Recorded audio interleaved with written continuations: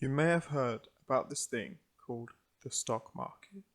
It's where anybody can buy and sell shares of a public company, meaning you can own a very small percentage of your favorite brands. But why do people invest? Why does the stock market exist? And how can you start making money from it yourself? Hey guys, Ty here. Welcome to the channel. We talk about business, finance and e-commerce. And today we're going to be talking about investing. Let's get straight into it. Now you may have heard people doing very well when it comes to the stock market. And you may have heard that people do not so well when it comes to the stock market. So let's start with the basics. You typically have two types of companies. You have private companies and public companies. If you own a private company, you may approach friends and family and ask if they would like to invest. You will then give them a share of ownership in your company in return for their investment. A public company opens up the investment to everybody. This is known as an IPO, an initial public offering. Many companies have done this. According to a source, Uber has priced its IPO at $45 per share. That gives it an Alibaba, the Chinese e-commerce giant, is seeking up to $21.1 billion in an IPO. So it priced tonight at $38 for a single share.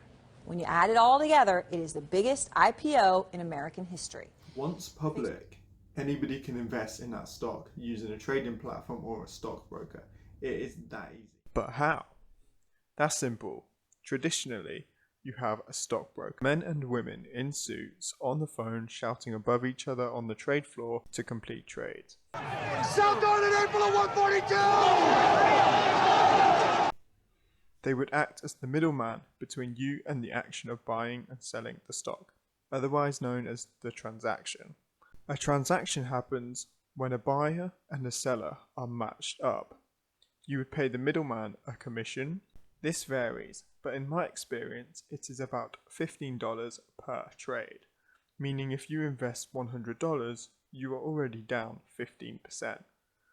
In recent times, you have platforms such as Webull, Robinhood, Trading 212, and Freetrade that eliminate the middleman and subsequently eliminate the commission fee. You simply sign up to a trading platform and start investing.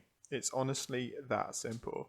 If you're from the UK, you can start right now by signing up to Freetrade in the description and securing your free share.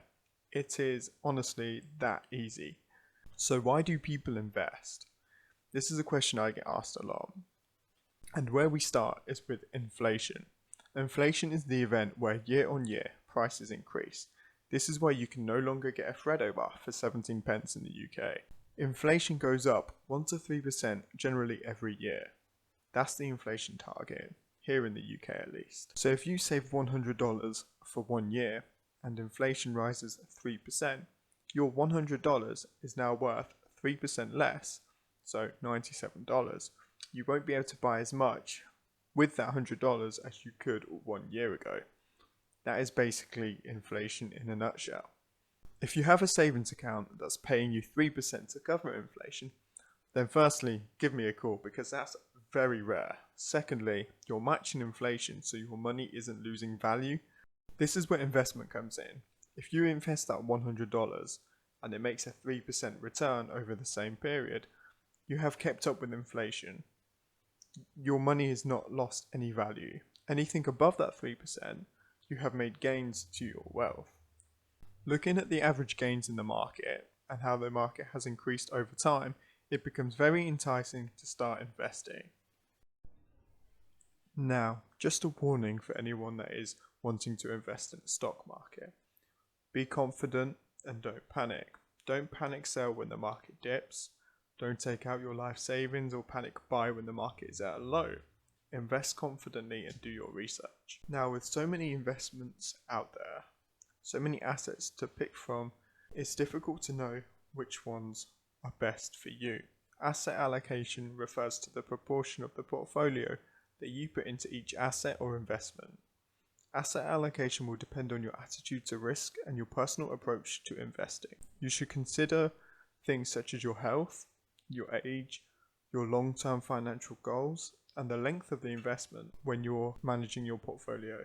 A young adult in their 20s saving for their first property will have a different view to asset allocation and a different risk profile than a 30-year-old who is investing for their retirement. This is down to the fact that the 30-year-old will be aiming to invest their money long term, which gives them the opportunity to hold their investments and potentially recover from any market downturns and any dips in the market. The 20-year-old is more likely to sell their investments at a closer time to enable them to purchase a property. Each of the above factors will affect your attitude to risk. It's also good to adjust your risk as you go along. If you think that you may need your investment money within the next 1 to 3 years, you fall into the category of a short-term investor.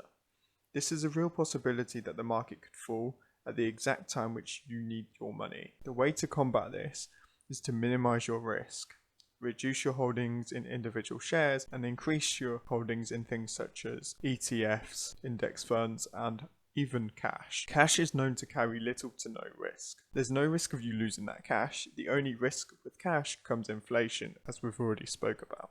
I hope you enjoyed this video and the style of it. It's very different to what I'm used to, so do let me know what you think. Have a fantastic rest of your day, and remember, the best time to invest was 10 years ago. The next best time is now. Goodbye, my friends.